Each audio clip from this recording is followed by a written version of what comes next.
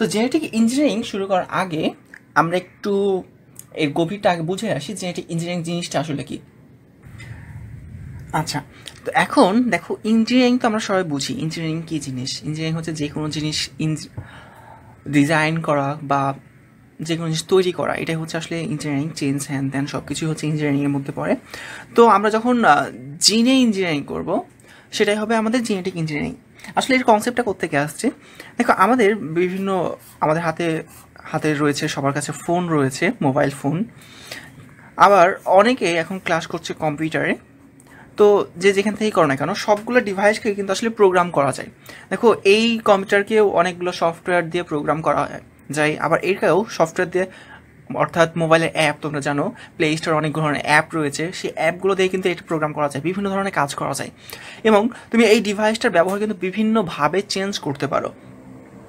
তো এইখান থেকেই প্রথম আসলে এই জিনিসটার উৎপত্তি, যে একটা এরকম ডিভাইসকে বিভিন্নভাবে চেঞ্জ করা যাচ্ছে, তার কাজ চেঞ্জ করা যাচ্ছে, ইভেন অনেক কিছুই চেঞ্জ করা যাচ্ছে। তো এইটা কি মানুষের সম্ভব, কিংবা অন্য কোনো জীবে কি এটা সম্ভব যে আমরা এর কিছু কোডিং চেঞ্জ করবো? যেমন এখানে প্রোগ্রামিং করে কিছু কোড তৈরি করে বা কোড চেঞ্জ করে নতুন কিছু কাজ করানো যাচ্ছে, ঠিক এরকমভাবে কি মানুষও এটা সম্ভব, কিংবা এটা কোনো জীবেও কি সম্ভব? তো এখন প্রোগ্রাম যখন এখানে করা হয়েছিল তখন আসলে আমরা বিভিন্ন প্রোগ্রামিং ল্যাঙ্গুয়েজ ব্যবহার করে একটা প্রোগ্রাম করতে হয়। তো সেই জায়গাতে প্রোগ্রামে কোড লেখার জন্য একটা জায়গা থাকে, সেই জায়গাতে গিয়ে কোড লিখে আসতে হয়। তো মানুষেও ঠিক সেই রকম আসলে কোড লেখা রয়েছে, এবং কোডগুলো আমাদের সৃষ্টিকর্তা একটা বিশেষ জায়গার ভিতর ঢুকিয়ে রেখেছেন। এবং সেই জায়গাটা হচ্ছে, তোমরা জানো কোষ হচ্ছে মোটামুটি গোলাকার আমাদের ক্ষেত্রে, এবং এর প্রায় মাঝখানে একটা নিউক্লিয়াস থাকে। এই নিউক্লিয়াসের ভেতর নিউক্লিওলাস, এবং এইখানে এই ক্রোমাটিন তন্তু থাকে, এবং এই ক্রোমাটিন তন্তুগুলোই হচ্ছে আসলে ক্রোমোজোম। এবং এর ভেতর যেটা থাকে তার নাম হচ্ছে ডিএনএ। আমরা আবার দেখবো, এটা সমস্যা নাই, জাস্ট ডিএনএ। এই ডিএনএর ভেতরেই আসলে সেই কোডগুলো করা থাকে। তো কোনোভাবে যদি আমরা এই কোডগুলোকে চেঞ্জ করতে পারি, তাহলেই আমাদের এই জীবের বৈশিষ্ট্য কিন্তু চেঞ্জ হয়ে যাবে। যেহেতু এই কোডে সব কিছু বৈশিষ্ট্য থাকে এবং এই কোড অনুযায়ী সব কিছু অপারেটিং হয়, তাই এই কোড চেঞ্জ মানে হচ্ছে বৈশিষ্ট্য চেঞ্জ। এইটাই হচ্ছে আসলে জেনেটিক ইঞ্জিনিয়ারিং। অর্থাৎ এরকম জিন, আচ্ছা জিনটা একটু বলি, সেটা হচ্ছে দেখো আমাদের মানুষের বা যে কোনো জীবের অনেক কোটি কোটি বৈশিষ্ট্য, কিন্তু মানুষের ক্ষেত্রে ক্রোমোজোম হচ্ছে মাত্র 23 জোড়া। আচ্ছা 23 জোড়া কেন বলছি, কারণ হচ্ছে মোট 23 ধরনের ক্রোমোজোম রয়েছে। 1 থেকে 23 পর্যন্ত নাম্বারিং করা হয় এদেরকে সাইজের ভিত্তিতে। 1 নম্বর ক্রোমোজোমটা রয়েছে 2টা, 23 নম্বর ক্রোমোজোমটাও 2টা, তেমনি 2 নম্বর ক্রোমোজোম 2টা, 3 নম্বর ক্রোমোজোম 2টা, 4 নম্বর ক্রোমোজোম 2টা, সবগুলো এরকম ডাবল ডাবল থাকে, এই জন্য আমরা বলি জোড়া। ওকে, 23 ধরনের আসলে ক্রোমোজোম থাকে। এখন ডাবল ডাবল কেন থাকে, কারণ হচ্ছে এর একটা ক্রোমোজোম আসে বাবা থেকে এবং অপর ক্রোমোজোমটা আসে মা থেকে। যেহেতু 1 নম্বর ক্রোমোজোমটা একটা মা থেকে আসছে, একটা বাবা থেকে আসছে, দিয়ে আমাদের দেহে জোড়া বাঁধে, মানে জাইগোটে জোড়া বাঁধে। ওকে, মানে ডিম্বাণু এবং শুক্রাণু মিলিত হয়ে যে জাইগোট তৈরি হয়, সেই জাইগোটে 1 জোড়া বাঁধে, 2 জোড়া বাঁধে, 3 জোড়া বাঁধে। এরকমভাবে 23 ধরনের ক্রোমোজোম 23টা জোড়া বাঁধে। ওকে, এইরকমভাবে মোট 23 জোড়া ক্রোমোজোম বা 46টি ক্রোমোজোম। এবং এই 23 জোড়া ক্রোমোজোমের মধ্যে, অর্থাৎ 23 ধরনের ক্রোমোজোমের মধ্যে আসলে আমাদের সম্পূর্ণ বৈশিষ্ট্যগুলো লেখা আছে, কোড করা আছে। এবং কোডগুলো করা আছে এরকমভাবে, এই ক্রোমোজোমের ভেতর রয়েছে ডিএনএ। আমাদের যেমন খাতার ভেতর অনেক পাতা রয়েছে, ঠিক সেরকম ক্রোমোজোমের মধ্যে রয়েছে ডিএনএ। ওকে, এই যে ডিএনএ, এই ডিএনএর মধ্যে লেখা আছে কোডগুলো।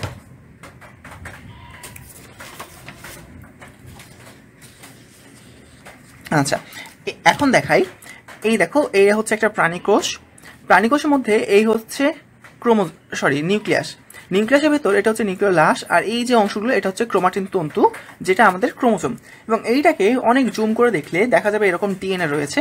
এটাই হচ্ছে আসলে আমাদের যেমন খাতার পাতা, ঠিক সেরকম সেই রকম জীবদেহে এইটাই হচ্ছে আসলে কোড, যে জায়গাতে লেখা থাকে সেই জায়গাটা। সে এখানে কোডগুলো কীরকমভাবে থাকে, এই যে ভেতরের যে অংশগুলো, এগুলোতে আসলে কোড থাকে। এই কোডগুলো হয় মোট 4 ধরনের। একটা হচ্ছে এ মানে adenine, G for guanine, C for cytosine এবং টি ফর থায়ামিন। তাহলে আমার সাথে একটু বলো, A for adenine, G for guanine, C for cytosine এবং টি ফর থায়ামিন। এই 4 ধরনের বর্ণ রয়েছে। যেমন ইংরেজি বর্ণমালায় A B C D E F G H এরকমভাবে জেড পর্যন্ত মোট 26টা বর্ণ রয়েছে। এবং ইংরেজির প্রত্যেকটা শব্দ, প্রত্যেকটা ওয়ার্ড তুমি যা ইচ্ছা তাই বলো, এই 26টা বর্ণ দিয়েই সব কিছু প্রকাশ করা যায়। ঠিক তেমনি জীবদেহে এই রকম মোট 4টা কোড রয়েছে। এই 4টা দিয়েই আসলে সমস্ত ধরনের বৈশিষ্ট্য প্রকাশ করা যায়, সমস্ত কিছু লিখে রাখা যায়। ওকে, এখন এই যে AGCT এর অবস্থান বুঝতে দেখো, মনে করো আমি যদি এখন লিখি বায়োলজি, তাহলে প্রথমে বি, তারপর আই, তারপর ও, তারপর এল ও, তারপর জি ওয়াই। দেখো বর্ণগুলোকে আমি এরকমভাবে সাজিয়েছি। এই বর্ণগুলো যদি অন্যভাবে সাজানো যায়, তো মনে করো এল এর পর ও দিছো, তারপর আই দিছো, তারপর জি দিয়েছো, তারপর ওয়াই দিয়েছো, তারপর বি দিয়েছো, তারপর আর কি থাকলো, আরেকটা ও থাকলো। দেখো কথা কিন্তু চেঞ্জ হয়ে গেছে, এইটা কিন্তু আর বায়োলজিকে বলবে না। তাহলে দেখো এদের অবস্থানের চেঞ্জের জন্য কথাটাও কিন্তু চেঞ্জ হয়ে যাচ্ছে। ঠিক তেমনি AGCT এদের ক্রমগুলো চেঞ্জ হওয়ার জন্য তাদের কথা অর্থাৎ কোডিংটাও চেঞ্জ হয়ে যায়। তো আমরা এখনও এই ধরনের কোডিং মানে AGCT ইউজ করে নতুনভাবে কোনো কোডিং তৈরি করা এখনও খুব একটা পসিবল হয়নি। তাই আমরা যেটা করি সেটা হচ্ছে এক জায়গা থেকে কোড নিয়ে আরেক জায়গায় বসায় দিই। সে কীরকম, মনে করো এই হচ্ছে একজনের ডিএনএ, এবং ডিএনএতে আমরা বলেছিলাম যে একটা ডিএনএতে লক্ষ লক্ষ কোটি কোটি বৈশিষ্ট্য থাকতে পারে এবং সবগুলো কিন্তু AGCT দিয়ে কোড করা। এখন চিন্তা করলাম কি যে ডিএনএ তাহলে যেহেতু অনেকগুলো কোটি কোটি বৈশিষ্ট্য রয়েছে, তাহলে এক একটা অংশ এক একটা বৈশিষ্ট্যকে নিয়ন্ত্রণ করে, বা এক একটা বৈশিষ্ট্য এক একটা জায়গাতে কোড করা আছে। মনে করো ডিএনএর এই অংশটুকুতে একটা বৈশিষ্ট্য কোড করা আছে, এখান থেকে এই পর্যন্ত আরেকটা বৈশিষ্ট্য কোড করা আছে, এরকমভাবে ক্রমান্বয়ে অনেকগুলো বৈশিষ্ট্য কোড করা রয়েছে। এখন এই যে এই অংশটুকুতে একটা বৈশিষ্ট্য কোড করা রয়েছে, এই রকম ডিএনএর একটা খণ্ডকে বলা হয় জিন, এবং আমরা চেঞ্জ করব এই জিনে। কথা বোঝা গেছে? তাহলে জেনেটিক ইঞ্জিনিয়ারিং হবে কি, জিনের ইঞ্জিনিয়ারিং হচ্ছে জেনেটিক ইঞ্জিনিয়ারিং। ঠিক আছে, এই জায়গাতে আমরা ইঞ্জিনিয়ারিং করব। আচ্ছা, তো মনে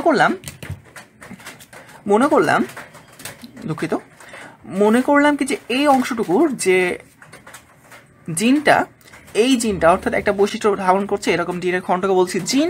এই জিনটা নির্ধারণ করে ওই জীবের উচ্চতা কত হবে সেটা।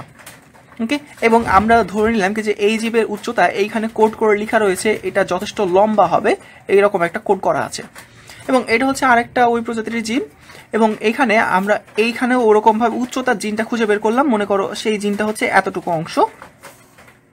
এতটুকু যেটা নির্ধারণ করছে এর উচ্চতা কত হবে সেটা, এবং এখানে লেখা আছে উচ্চতা হবে খাটো। ওকে, আচ্ছা, তাহলে এবার একটা জিনিস খেয়াল করো তো, এটার উচ্চতা লেখা আছে লম্বা, কোড যেহেতু যেভাবে থাকবে ঠিক সেই রকম বৈশিষ্ট্য হবে, তাহলে এটা অবশ্যই লম্বা হবে। এইটার কোডে লেখা আছে কি এ খাটো, তাহলে এটা অবশ্যই খাটো হবে। কিন্তু আমরা চাই এই জীবটাকে লম্বা বানাতে, আমাদের ইচ্ছা হচ্ছে কি এই জীবটাকে লম্বা বানাতে, অর্থাৎ রিকোয়ার্ড কন্ডিশনটা হচ্ছে জীবটাকে লম্বা বানাবো। আচ্ছা, কি করা যেতে পারে? আচ্ছা দেখো, এই জায়গাটা আমরা জানি, এই জায়গাটা হচ্ছে খাটো করার জন্য যে জিন রয়েছে সেটা। তা আমরা এখন যেটা করব সেটা হচ্ছে লম্বা করার যে জিনটা সেটাকে কাটবো। তাহলে মনে করো কোনো একটা জিনিস দিয়ে এটা কাটলাম, এই জায়গাটা কেটে দিলাম, তাহলে এটা আলাদা হয়ে গেল। ওকে, এইবার যে আলাদা হয়ে গেল লম্বার জিনটা, এই জিনটাকে নিয়ে এই অংশটা কেটে ফেলবো, এই অংশটা কেটে ফেলবো, এটা বাদ দিয়ে ওই জায়গাতে এইটা যদি লাগাই দিই, তাহলে দেখো উচ্চতার যে জায়গাতে জিন থাকা উচিত সেই জায়গাতেই রেখেছি। কিন্তু এখানে খাটোর কোডিংয়ের পরিবর্তে আমরা কোডিংটা বসাই দিছি কার, লম্বার। তাহলে এখন এইখানে চলে যাচ্ছে কি লম্বা। ঠিক আছে, এবার দেখো কোডিংয়ে বলা হয়েছে সে লম্বা হবে, তার মানে সে অবশ্যই লম্বা হবে, অর্থাৎ জীবটা এখন হবে কি লম্বা। এইটাই হচ্ছে জেনেটিক ইঞ্জিনিয়ারিং। দেখো আমরা চেঞ্জ করে দিলাম জীবের বৈশিষ্ট্য, অর্থাৎ জীবের বৈশিষ্ট্য যে চেঞ্জ করা যায়, এই চেঞ্জটাই হচ্ছে আসলে জেনেটিক ইঞ্জিনিয়ারিং। ওকে, তাহলে এবার একটু স্ক্রিনে আসো। আচ্ছা, জেনেটিক ইঞ্জিনিয়ারিংয়ে প্রথমে আমরা একটু সংজ্ঞা চলে যাই। দেখো, একটি জীব থেকে একটি নির্দিষ্ট জিন বহনকারী ডিএনএ খণ্ডকে পৃথক করে ভিন্ন একটা জীবে স্থানান্তর কৌশলই হচ্ছে জিন প্রকৌশল। আমরা কিন্তু একটু আগে এটা করে আসলাম, মানে দেখে আসলাম আর কি কেমনে করতে হয় বা কেমনে করা হয়। আচ্ছা, তাহলে আরেকবার দেখো, একটি জীব থেকে এক নির্দিষ্ট জিন বহনকারী ডিএনএ খণ্ডকে পৃথক করে ভিন্ন একটি জীবে স্থানান্তর কৌশলই হচ্ছে জিন প্রকৌশল। তবে আরেকভাবে এটা বলা যায় কি যে কাঙ্ক্ষিত নতুন বৈশিষ্ট্য সৃষ্টির জন্য নতুন কোন একটা জীবের ডিএনএর পরিবর্তন ঘটানোই হচ্ছে জিন প্রকৌশল। এটা বেশি ইম্পর্টেন্ট, এটা একটু মনে রাখতে হবে, ঠিক আছে? এটা হচ্ছে ক নাম্বার প্রশ্নে আসবে, কখনো আবার খ নাম্বার প্রশ্ন চলে আসে। তো যেটা আসবে সেরকমভাবে একটা অ্যান্সার দিবা। ক নাম্বারে আসলে এক লাইনে অ্যান্সার করে দিবা। আর যদি খ নাম্বারে আসে তাহলে চেষ্টা করবা আরও কিছু লাগানোর, যেমন এইখানে এই প্রযুক্তি ব্যবহার করে কাঙ্ক্ষিত অংশকে ব্যাকটেরিয়া থেকে মানুষে, উদ্ভিদ থেকে প্রাণীতে এবং প্রাণী থেকে উদ্ভিদে স্থানান্তর করা সম্ভব হয়েছে, এই কথাটাও লাগাই দিবা। আচ্ছা, এখানে একটা কথা বলি, কিছু কিছু টিচার আছেন যারা হুবহু পছন্দ করেন, জীববিজ্ঞান হুবহু থাক, তো তারা এইরকম হবে কি ব্যাকটেরিয়া থেকে মানুষে, এবং আরেকটা দেখবে কি এমসিকিউ অপশন দেওয়া আছে মানুষ থেকে ব্যাকটেরিয়ায়। এই জিনিসটা একটু চেক করে রাখবা। এখানে বলা হয়েছে শুধুমাত্র ব্যাকটেরিয়া থেকে মানুষের দিকে যায়, কিন্তু মানুষ থেকে ব্যাকটেরিয়ার দিকে আসার কথা বলা নাই। আর উদ্ভিদ থেকে প্রাণীতে, প্রাণী থেকে উদ্ভিদে, সো উদ্ভিদ এবং প্রাণী যে কোনোটা কনভার্সন। ওকে, তাহলে এই জিনিসটা একটু খেয়াল রাখবা। যদি হুবহু চাই এরকম, তাহলে হুবহু দিতে হবে, এটা কোনো করার নাই। আচ্ছা, তো এই যে জেনেটিক ইঞ্জিনিয়ারিং বা জিন প্রকৌশল, এর আরও দুটা নাম রয়েছে। এর নাম হচ্ছে রিকম্বিনেন্ট ডিএনএ প্রযুক্তি বা জিন ক্লোনিং। আচ্ছা, রিকম্বিনেন্ট ডিএনএ প্রযুক্তি বলতে কেন বলা হচ্ছে আমি একটু বলি। প্রথমে আসি রিকম্বিনেন্ট ডিএনএ বলতে কি বোঝায়। আচ্ছা, একটু খাতা কলমে দেখো। এইখানে এই যে ডিএনএটা, এই ডিএনএর জিনগুলো, অনেকগুলো জিন ছিল, আমরা আসলে একটা জিন দেখিয়েছি। তো এইখানে একটা কম্বিনেশন ছিল, জিনের একটা কম্বিনেশন ছিল, বিন্যাস ছিল, সাজানো ছিল আর কি। তো এখন আমরা করলাম কি, এখান থেকে খানিকটা জিন নিয়ে এসে এখানকার খানিকটা জিন বাদ দিয়ে ওই জায়গাতে রিপ্লেস করলাম। তাহলে তার কম্বিনেশনটাকে আমরা পুনরায় কম্বিনেশন করলাম, ঠিক আছে? তার মানে কি রি মানে হচ্ছে পুনরায়, তাহলে আমরা করলাম কি রিকম্বিনেশন করলাম। এখন রিকম্বিনেশনের পর যে ডিএনএটা হলো, মানে এই ডিএনএটাকে বলা হবে রিকম্বিনেন্ট ডিএনএ।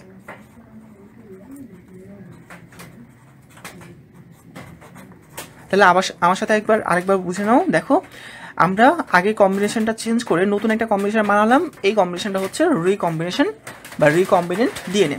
আর এই প্রযুক্তির, এটা কোন প্রযুক্তি? এটা হচ্ছে জেনেটিক ইঞ্জিনিয়ারিং, তাই এই প্রযুক্তিটাই হচ্ছে রিকম্বিনেন্ট ডিএনএ প্রযুক্তি। আর এটার নাম হচ্ছে জিন ক্লোনিং। আচ্ছা, আরেকবার স্ক্রিনে আসো। আচ্ছা, তো এই পদ্ধতিতে যখন কোনো জীব তৈরি হয়, মানে জেনেটিক ইঞ্জিনিয়ারিংয়ের মাধ্যমে, তখন আমরা তাকে বলি জিএমও বা জেনেটিক্যালি মডিফাইড অর্গানিজম। আবার বলছি, জেনেটিক্যালি মডিফাইড অর্গানিজম, এটা কিন্তু খুব ইম্পর্টেন্ট। বিগত বছরে ক নাম্বার প্রশ্ন এটা কিন্তু এসেছে, সো এটা ভালো করে পড়বা, জেনেটিক্যালি মডিফাইড অর্গানিজম। আর কোনো কোনো জীবকে বলা হয় ট্রান্সজেনিক। আচ্ছা, এটা বলতে কি বোঝায় আমরা এখন একটু শিখবো। আচ্ছা, তাহলে আমরা দুটো ওয়ার্ড শিখবো, একটা হচ্ছে জেনেটিক্যালি মডিফাইড অর্গানিজম বা জিএমও, আর একটা হচ্ছে ট্রান্সজেনিক। আচ্ছা, ট্রান্সজেনিক থেকে আসি। ট্রান্স, দেখো এই কথাটা, ট্রান্স হচ্ছে ট্রান্সফার, আর জেনিক কথাটা আসছে জিন থেকে। তাহলে যে প্রক্রিয়ায় জিনকে ট্রান্সফার করা লাগে সেটাই হচ্ছে ট্রান্সজেনিক। কথাটা বুঝতে পেরেছো? যে প্রক্রিয়ায় জিনকে ট্রান্সফার করা লাগে সেটা হচ্ছে ট্রান্সজেনিক। আচ্ছা, একটু আগে আমরা যেটা দেখেছিলাম, একটু দেখো। একটু আগে আমরা দেখছিলাম কি, এখান থেকে একটা জিন কেটে নিয়েছিলাম যেটা উচ্চতার জন্য দায়ী ছিল, সেই জিনটাকে নিয়ে গিয়ে অন্য একটা ডিএনএতে সেই জিনটা বসানো হয়েছে। দেখো, একটা জিন অন্য জায়গায় ট্রান্সফার করা হয়েছে। সো এই ধরনের ট্রান্সফারের মাধ্যমে যে জিনটা তৈরি হবে বা ডিএনএ কম্বিনেশনটা তৈরি হবে, এই যে জীবটা, মানে যে জীবে আমরা সেটা ট্রান্সফার করলাম, সেই জীবটা হবে ট্রান্সজেনিক। আমার কথাটা আবার ক্লিয়ার করি। দেখো, এই জীবের যে কোড ছিল, সেই কোডে ছিল খাটো, সেখান থেকে আমরা অন্য একটা জীব থেকে জিনকে ট্রান্সফার করে এখানে নিয়ে আসছি, নিয়ে এসে এইখানে লাগিয়েছি লম্বা জিন দিয়ে, জীবটা হচ্ছে লম্বা। এবার এই যে জীবটা তৈরি হইলো, এই জীবটাকে বলবো আমরা ট্রান্সজেনিক। কথায় বোঝা গেছে? তাহলে কৃত্রিম ওয়েতে যখন একটা জিনকে কেটে, শুধু একটা না একাধিকও হতে পারে, এক বা একাধিক জিনকে কেটে অন্য একটা জীবের জিনে স্থাপন করা হয়, তখন যে জীবটা তৈরি হবে সেটা হচ্ছে ট্রান্সজেনিক। অর্থাৎ নতুন বৈশিষ্ট্য সম্পন্ন যে জীবটা, মানে এই জীবটা যেটা বসানো হলো, এটা হচ্ছে ট্রান্সজেনিক। ওকে, এখানে ট্রান্সফার জিন করা হয়েছে। আর এটা হচ্ছে জেনেটিক্যালি মডিফাইড। তার মানে কি, জেনেটিক্যালি জিনে কি হবে, মডিফাই করা হবে।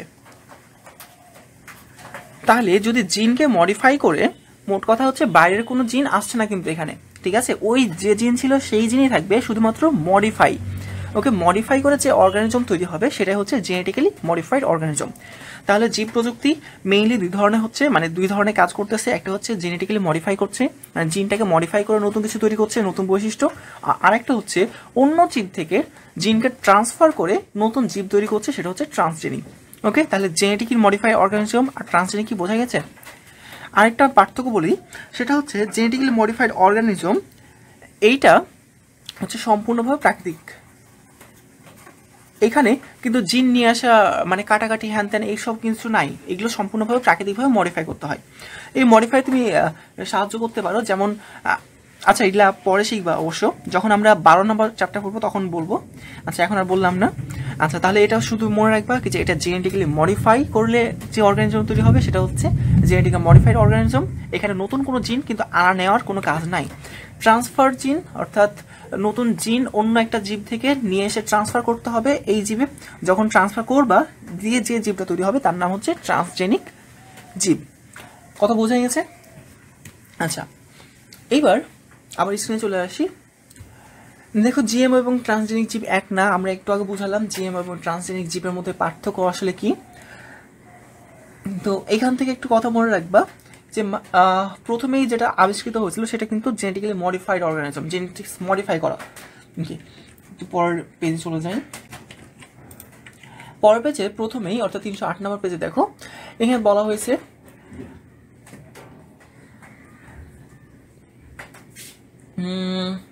এখান থেকে দেখো ট্রান্সজেনিক জীব বলতে আমরা সেই সমস্ত জীবকে বোঝাই যাদের জিনোমে এক বা একাধিক জিনকে ঢুকায় দেওয়া হয়েছে। যদি ঢুকিয়ে দেওয়া হয় তাহলে সে তো ট্রান্সজেনিক, ট্রান্সফার করা হয়েছে। আর যদি ঢুকিয়ে না দাও, ওই যে জিন ছিল সেটাই মডিফাই করছো, তাহলে হচ্ছে জেনেটিক্যালি মডিফাইড অর্গানিজম। ওকে, আচ্ছা তো এইবার আমরা যেটা শিখবো সেটা হচ্ছে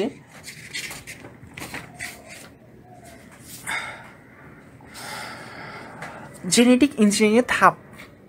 মানে আমরা জেনেটিক ইঞ্জিনিয়ারিং করবো, সেই ইঞ্জিনিয়ারিং কেমনে করা যায় সেটা আমরা এখন শিখবো। প্রথমে আমরা জিএমও বা রিকম্বিনেন্ট ডিএনএ প্রস্তুত করার ধাপ শেখার আগে একটা ক নম্বর প্রশ্ন শিখে নাও, সেটা হচ্ছে মানুষের অন্ত্রে, আচ্ছা অন্ত্র কি? অন্ত্র হচ্ছে পাকস্থলীর পর পরিপাকতন্ত্রের যে অংশটা রয়েছে সেটা হচ্ছে অন্ত্র। আমি সহজ ভাষা বললে পেটে যে নাড়িভুঁড়ি থাকে সেটা হচ্ছে আসলে অন্ত্র। ওকে, তো অন্ত্র দুই ধরনের হয়, ক্ষুদ্রান্ত্র এবং বৃহদান্ত্র। এগুলো আমরা 5 নম্বর অধ্যায়ে শিখবো, এখন আর শিখছি না।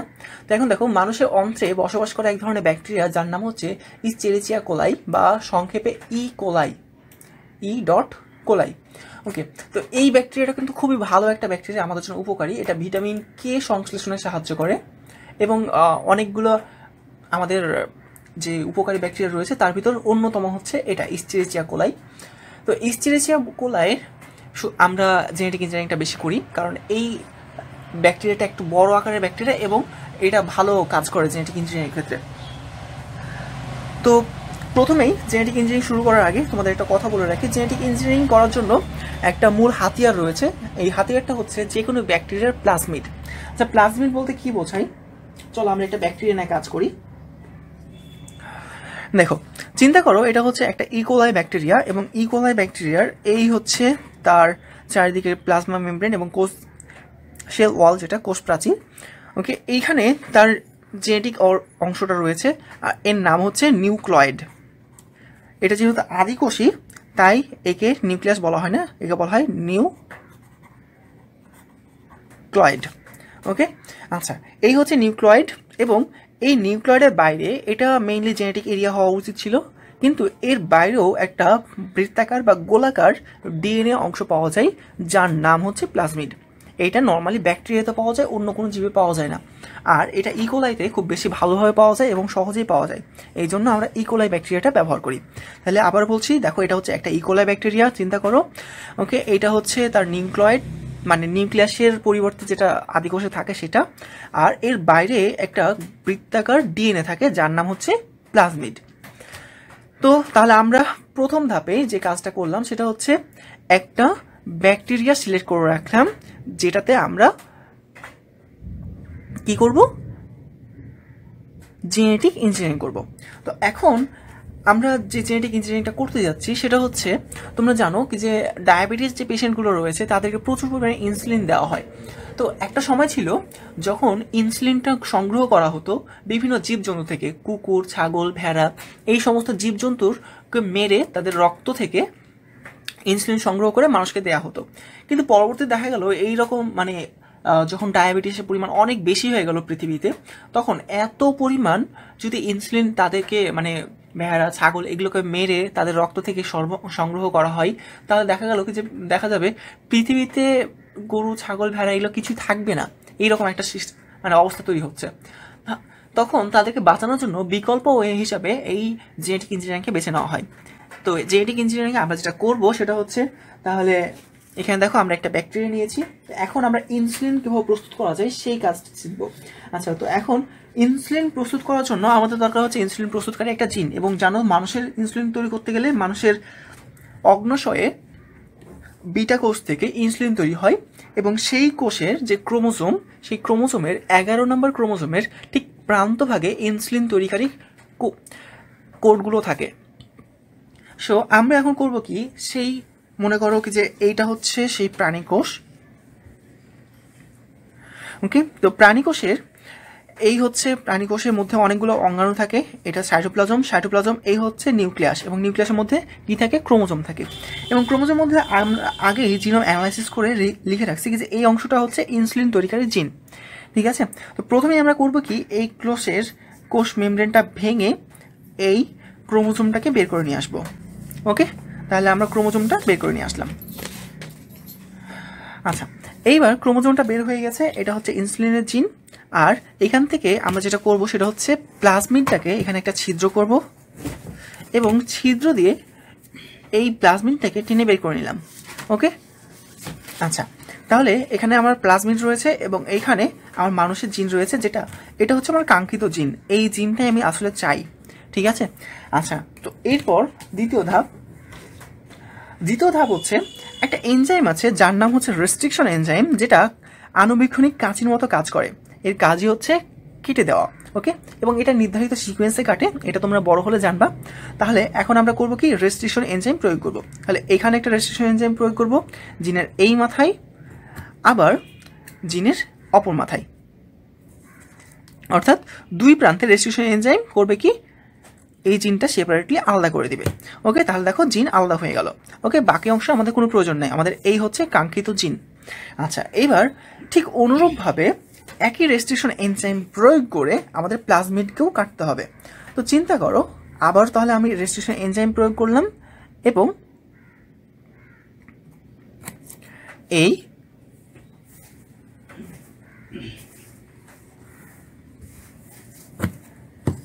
প্লাজমিডকে কেটে দিলাম। ওকে, তাহলে এই কাজটা করছে রেস্ট্রিকশন এনজাইম। আচ্ছা, এই রেস্ট্রিকশন এনজাইম সম্পর্কে আরেকটা কথা বলে রাখি, যেহেতু এটা অণুর ভেতর, অর্থাৎ ডিএনএ অণুর ভেতর কাটাকাটির কাজ করে, কেঁচির মতো কাজ করে, এই জন্য একে বলা হয় আণুবীক্ষণিক কাঁচি। রেস্ট্রিকশন এনজাইমকে বলা হয় কি, আণুবীক্ষণিক কাঁচি।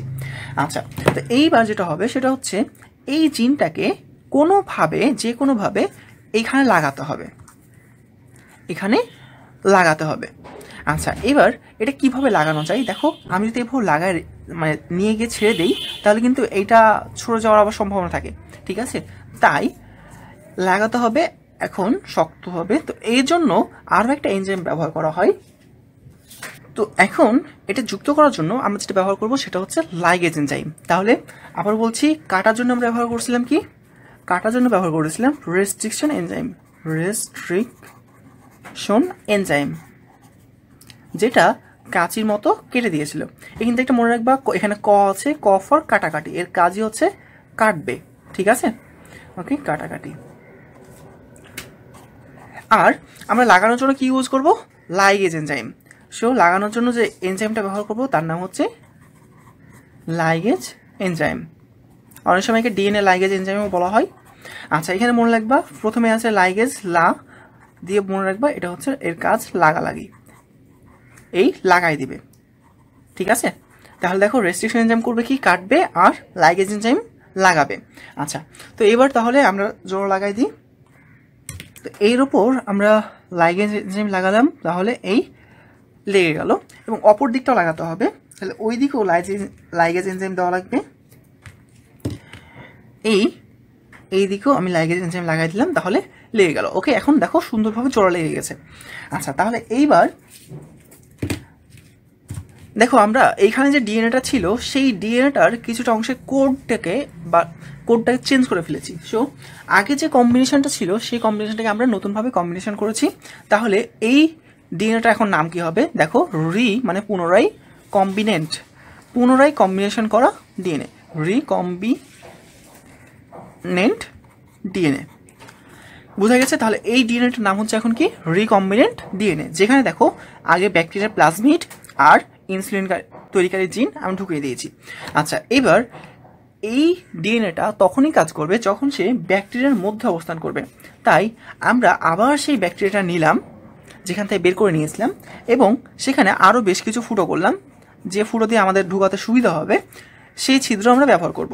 ওকে, তো এরপর যেটা করবা সেটা হচ্ছে একটা ইনজেকশনে নিয়ে কোনো একটা ফুটো দিয়ে এভাবে ঢুকাই দিবা। আচ্ছা, তো তাহলে একটা ছিদ্রপথে আমরা ইনসুলিন তৈরিকারী যে রিকম্বিনেন্ট ডিএনএটা সেটা আমরা মানে প্লাজমিড এবং ইনসুলিন তৈরিকারী জিন সহকারে ডিএনএটাকে ঢুকাই দিলাম। আচ্ছা, এইবার এই যখন ব্যাকটেরিয়ার মধ্যে এখন দেখো তার কোডে কিন্তু ইনসুলিন তৈরিকারী জিন রয়েছে, আর যেহেতু ইনসুলিন তৈরিকারী জিন রয়েছে, ইনস্ট্রাকশন রয়েছে, তাই এখন এই ব্যাকটেরিয়াটা ইনসুলিন তৈরি করা শুরু করবে। ওকে, তাহলে এই দেখো আমার রিকম্বিনেন্ট ডিএনএ তৈরি করা কমপ্লিট, এবং সেটাকে আমি এখন করলাম কি? বাইরে থেকে ভেতরে, ব্যাকটেরিয়ার ভেতরে ট্রান্সফার করলাম। ঠিক আছে, যেহেতু এই প্রক্রিয়াতে মানে এই অবস্থায় করলাম কি? ভেতরে ট্রান্সফার করলাম। সো এই ট্রান্সফার করার প্রক্রিয়াটার নাম হচ্ছে ট্রান্সফরমেশন। যখন আমি ডিএনএটা মানে এই প্লাজমিড সহ জিনটাকে বাইরে থেকে ভেতরে ঢুকালাম, এই ঢুকানোর প্রক্রিয়াটা হচ্ছে কি? ট্রান্সফরমেশন, যেহেতু আমি ট্রান্সফার করছি এক জায়গা থেকে আরেক জায়গায়। আচ্ছা, তাহলে এইবার দেখো, এবার কাঙ্ক্ষিত জিন সহকারে আমার ইকোলাই ব্যাকটেরিয়া কমপ্লিট। মোটামুটিভাবে যে জেনেটিক ইঞ্জিনিয়ারিং এখানেই শেষ হয়, কিন্তু এখন চিন্তা করো একটা মাত্র ইকোলাই ব্যাকটেরিয়া থেকে কত পরিমাণে ইনসুলিন তৈরি হবে। তাই এইটা একটা থেকে হাজার তৈরি করা প্রয়োজন পড়ে। তো চিন্তা করো, এই হচ্ছে একটা ব্যাকটেরিয়া ছিল, এখান থেকে অনেকগুলো অনুরূপ ব্যাকটেরিয়া তৈরি করার যে প্রক্রিয়া তার নাম হচ্ছে জিন ক্লোনিং। ওকে, তাহলে আমাদের শেষ ধাপ হচ্ছে কি? Genetic cloning. আর ক্লোন করলে অনেকগুলো তুমি ব্যাকটেরিয়া পাবা, এবং সবাই এই ইনসুলিন জিন থাকার কারণে তারা করবে কি? ইনসুলিন তৈরি করবে। ওকে, এই ছিল আমাদের জেনেটিক ইঞ্জিনিয়ারিং। এবার চলো বইয়ে দেখা যাক। আমরা করেছিলাম কি? কাঙ্ক্ষিত জিন সহ ডিএনএকে পৃথক করে নিয়েছিলাম এবং সেটা কোষ থেকে বের করে নিয়েছিলাম। ওকে, এই বের করার জন্য একটা বাহক বা ক্যারিয়ার প্রয়োজন পড়ে, এটা একটু মনে রাখবা। ক্যারিয়ার দিয়ে আসলে এটা বের করতে হয়। এটা তাহলে ব্যাকটেরিয়ার প্লাজমিড ডিএনএটাকে ক্যারিয়ার দিয়ে পৃথক করে নিলাম। আচ্ছা, পৃথক করার পর আমাদের পরের কাজ কি ছিল মনে আছে? আমরা খণ্ড করে নিয়েছিলাম কি দিয়ে? ট্রান্সলেশন এনজাইম দিয়ে। তাহলে পরের কাজ হচ্ছে ডিএনএকে খণ্ডিত করা। ওকে, এবার যেটা হবে সেটা হচ্ছে দাতার যে জিনটা অর্থাৎ আমরা যে জিনটা প্রাণীকোষ থেকে নিয়েছিলাম, অর্থাৎ ইনসুলিন তৈরিকারী যে জিনটা, সেই জিনটাকে কিন্তু দুদিক থেকে কাটতে হবে। বাকি দিকটা রাখা যাবে না, শুধুমাত্র ওই জিনটা নিয়ে আসবো, অর্থাৎ কাঙ্ক্ষিত জিনটা নিয়ে আসবো। কিন্তু প্লাজমিডের ক্ষেত্রে অতটুকু জায়গা কাটবো, দিয়ে ওটা বাদ দিয়ে দেবো, মানে ওই জায়গাতে বসানোর জন্য রেখে দেবো।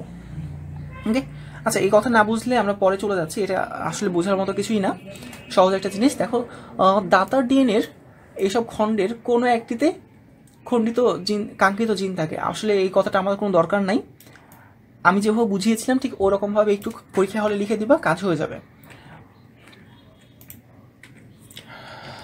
এর পরের ধাপ দেখো, কাটা যখন হয়ে গেছে তখন আমরা করেছিলাম কি? লাইগেজ এনজাইম দিয়ে সেটাকে যুক্ত করেছিলাম। এই যে কাটা প্রান্তে দুটো মাঝখানে স্থাপন করা হয়েছে, এবং লাইগেজ আঠার মতো কাজ করে, এই কথাটা একটু মনে রাখতে হবে। লাইগেজ আঠার মতো কাজ করে, এবং আঠার মতো কাজ করে দুই প্রান্তকে জোড়া লাগিয়ে দেয়।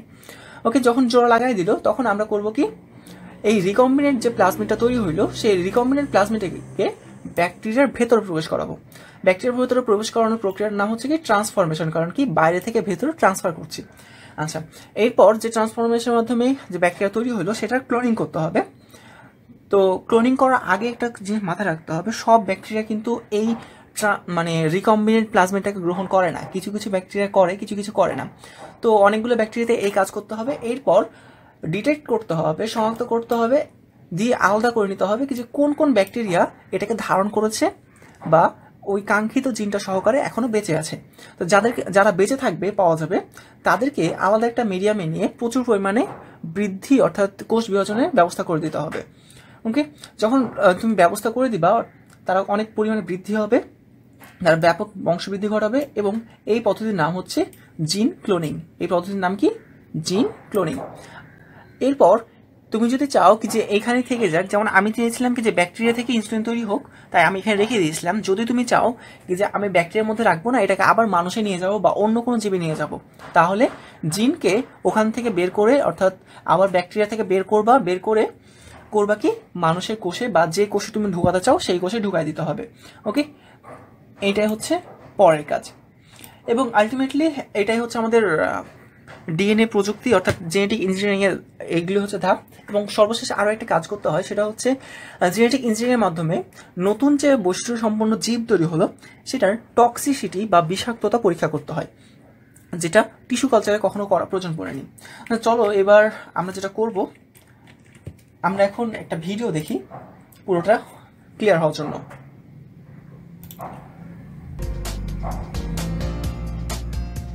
DNA molecule is a complex structure with histone proteins.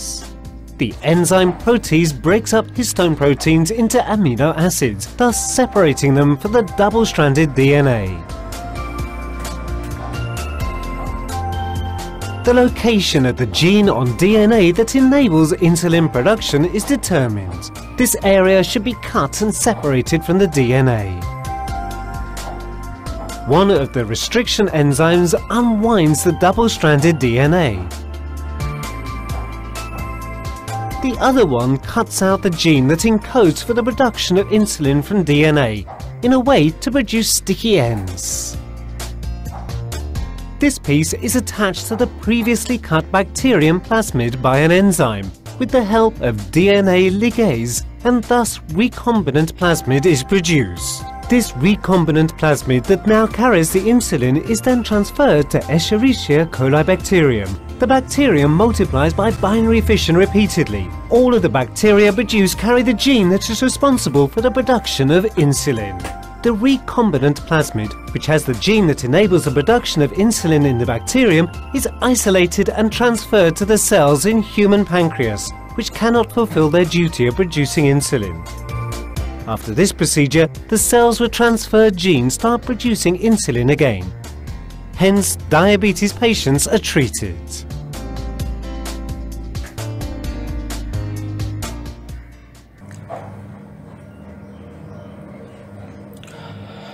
আচ্ছা, তো এইবার আমরা চলে আসছি জেনেটিক ইঞ্জিনিয়ারিং ব্যবহার। তো জেনেটিক ইঞ্জিনিয়ারিং ব্যবহার থেকে প্রথমে যে কথাটা মনে রাখবা, জেনেটিক ইঞ্জিনিয়ারিং হচ্ছে জীব প্রযুক্তির সর্বাধুনিক টেকনোলজি।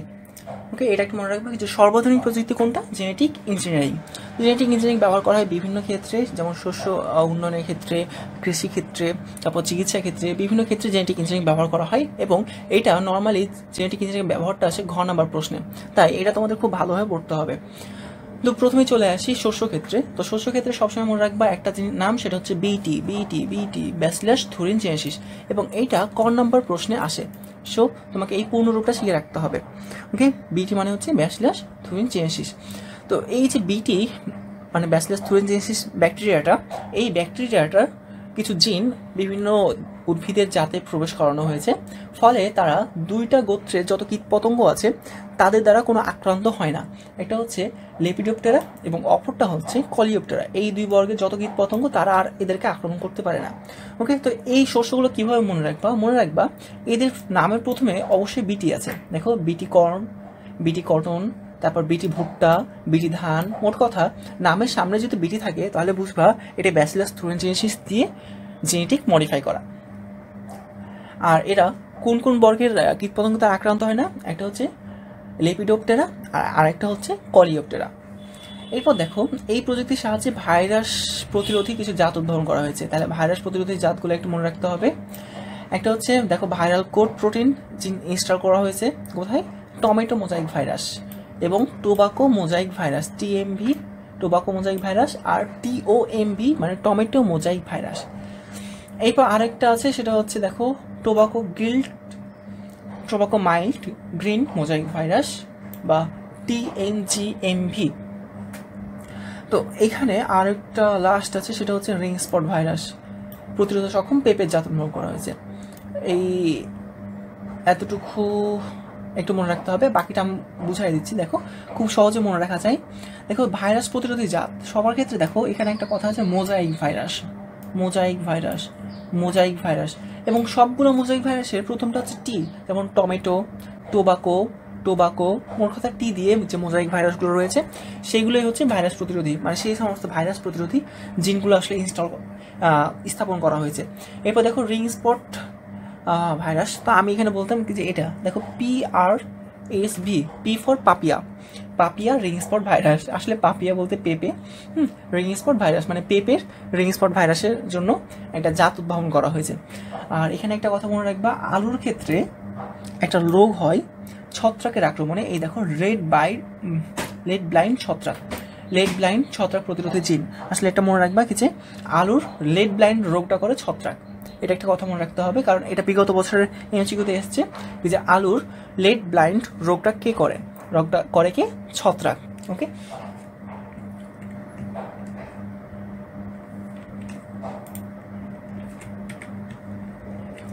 আচ্ছা, তো তারপরে পেজ 311 নম্বর পেজে দেখো এখানে আরও কিছু কথা আছে, যেমন জিনগত পরিবর্তনের মাধ্যমে আগাছানাশক রাসায়নিক বিরুদ্ধে সহনশীলতা তৈরি করা হয়েছে দুইটা জীবের, একটা হচ্ছে ভুট্টা আর একটা তুলা। এটা কীরকম তৈরি করছে, আগাছানাশক। কিছু রাসায়নিক বা কেমিক্যাল রয়েছে যেগুলো তুমি যদি ভুঁয়ে ছিটায় দাও তাহলে দেখবা যত আগাছার গাছ রয়েছে সব কিছু মারা যায়, কারণ তাদের জেনেটিক ডিস্ট্রয় করে ফেলে। কিন্তু তুলা এবং ভুট্টাকে আগাছা নাশক তৈরি করা হয়েছে, মানে আগাছা নাশক দিলেও এদের কিছু হবে না, বাদ বাকি সব মারা যাবে। ওকে, তো আগাছা নাশকের কথা একটু যখন আসলে একটু বলে রাখি। মনে করো এটা হচ্ছে একটা জমি, এখানে অনেক ধরনের আগাছা আছে, এটা মনে করো আগাছা, এবং এগুলো হচ্ছে তার কাঙ্ক্ষিত উদ্ভিদ। এবার সে যখন আগাছানাশক দেয় তখন কাঙ্ক্ষিত উদ্ভিদ এবং আগাছা দুটোই কিন্তু মারা যায়, কারণ দুজনেরই জেনেটিক ডিস্ট্রয় করে ফেলে, জেনেটিক যে ইগুলো রয়েছে সেগুলো হার্বিসাইড সবগুলোই মেরে ফেলে। কিন্তু আমরা চাই কি যে আমাদের কাঙ্ক্ষিত যে উদ্ভিদটা সেটা বেঁচে থাকবে, কিন্তু আগাছা মারা যাবে। তাহলে কি করা যায়? সো আমরা যেটা করলাম সেটা হচ্ছে কাঙ্ক্ষিত উদ্ভিদ যেমন তুলা এবং ভুট্টাতে তাদের জেনেটিক চেঞ্জ করলাম এমনভাবে যাতে আগাছানাশক এদের কোনো ক্ষতি করতে না পারে। তাহলে এবার দেখো তুমি আগাছানাশক যদি স্প্রে করো তাহলে দেখো এদের যেহেতু সহনশীলতা রয়েছে তাই এরা কোনো কিছু হবে না, কিন্তু আগাছার তো কোনো সহনশীলতা নাই, তাই আগাছা নষ্ট হয়ে যাবে। ওকে, তার আগাছানাশক কী? আগাছানাশক সহিষ্ণু হচ্ছে ভুট্টা, তুলা এবং আরও এক ধরনের আছে, আরও কিছু আছে। দেখো এখানে বলা হয়েছে টমেটো আছে, সয়াবিন, ভুট্টা, তুলা, ক্যানোলা, এরা হচ্ছে আগাছা সহিষ্ণু জাত।